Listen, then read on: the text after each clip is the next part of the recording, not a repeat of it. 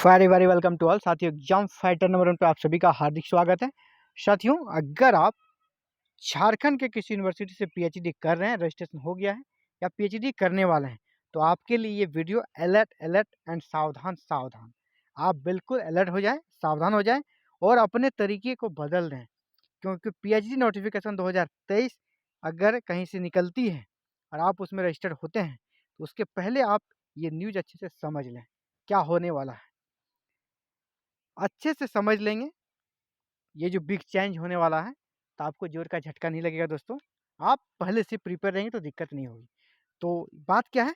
चलिए इसे हम लोग देखते हैं, कवर करते हैं।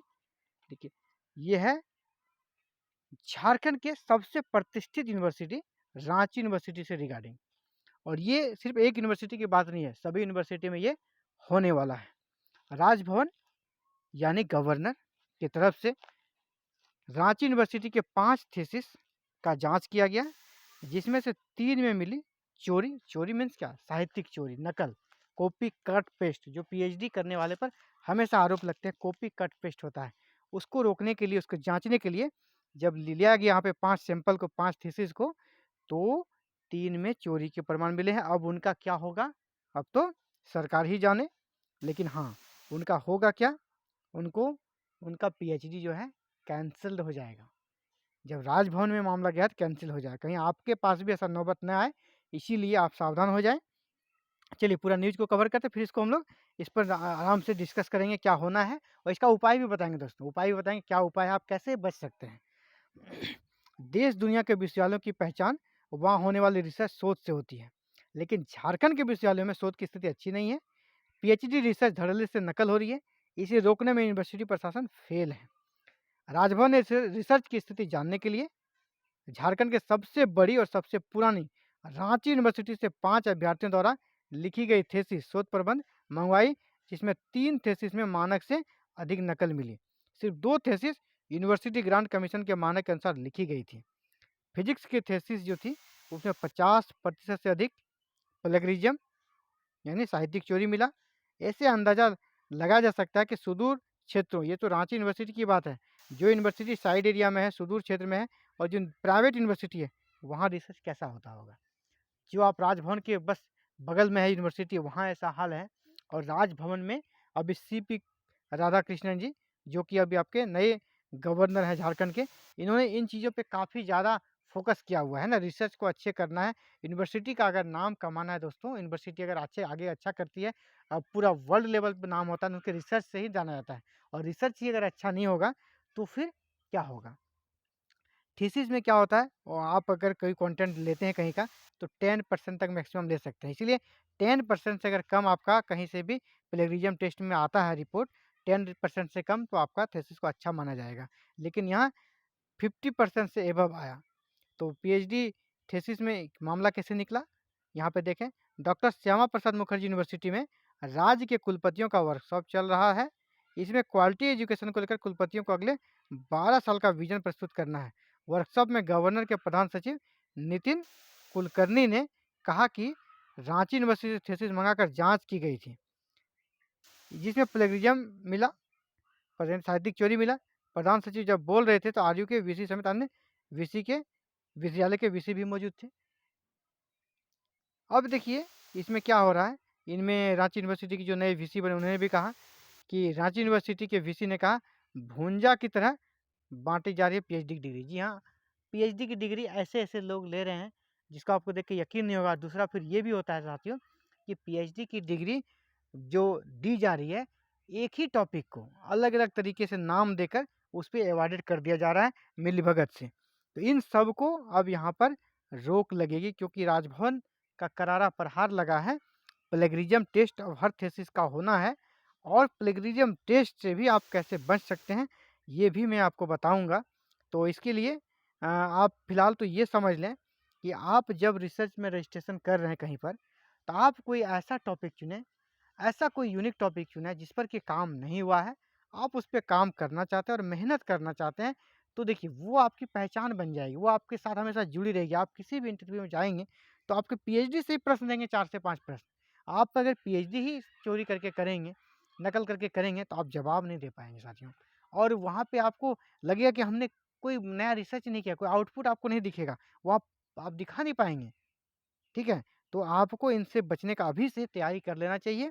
और अगर आपको कहीं से कंटेंट लेना है, मैं अब आपको मेन चीज़ बता रहा हूँ, कहीं से आप अगर कंटेंट ले रहे हैं किसी बुक से और लगता नहीं इसे हम अपना थीसिस में डालेंगे और आपका प्लेगियम टेस्ट वहाँ पे होना ही है और प्लेगियम में भी आप नहीं पकड़े जाएँगे, इसके लिए आपको करना क्या होगा?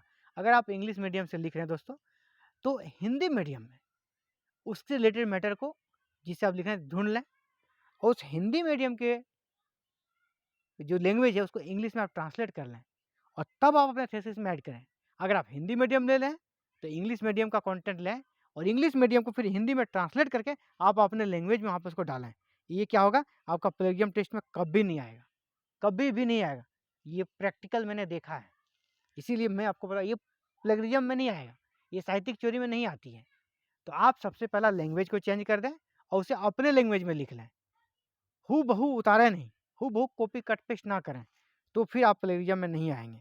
ये मूल मंत्र है, आप जान लीजिए, प्लेगरिज्म में नहीं आने का। रहा सवाल क्वालिटी रिसर्च, तो बिल्कुल हाँ, क्वालिटी रिसर्च अब होगा क्योंकि इसमें राज्यपाल ने खुद ही बहुत ही कह सकते हैं गहराई से, गहनता के साथ और बहुत ही इंटरेस्ट भाव से उन्होंने विश्वविद्यालयों में जो चल रही है रिसर्च, उनको लेकर वो बहुत ही कह सकते हैं सचेत हैं।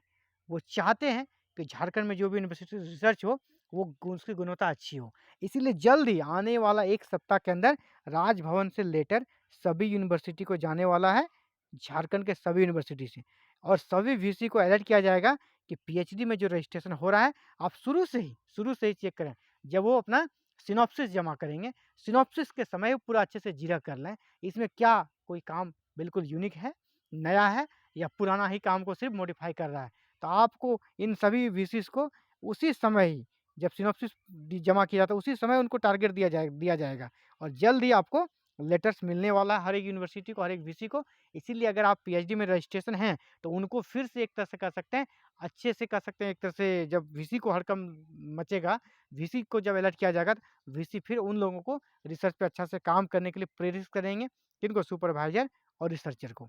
और जिनका रजिस्ट्रेशन नहीं हुआ, उनके लिए तो कह सकते हैं शुरू से ही आपके ऊपर कह सकते हैं कि चाबुक चलेगी, आप शुरू से ही अच्छे काम पे चलें। लेकिन हाँ, आप अगर इस मामले में अच्छे हैं और आप रिसर्च अच्छा करते हैं, दिल पे हाथ रख के आप कभी भी, कहीं भी खड़े हो जाएँगे, तो आपके मुँह से जो निकलेगा साथियों धारा प्रवाह, आप थीसिस के बारे में बोलेंगे और अच्छे-अच्छे आंसर देंगे, सामने वाला समझ जाएगा नहीं ये बंदा काम बहुत अच्छा किया, रिसर्च किया है। तो आपका इंटरव्यू में आप दूसरे से वैसे भी 2-4 अंक ज़्यादा ले आएँगे।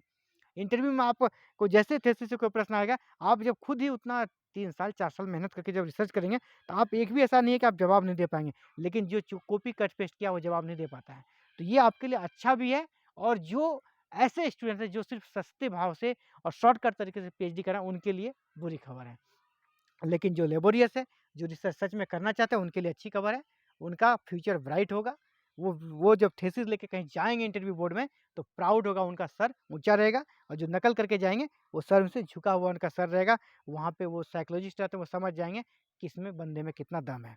तो ये था साथियों आप सभी के लिए important updates. Thank you very, very much for watching this video और connecting with exam fighter number 1।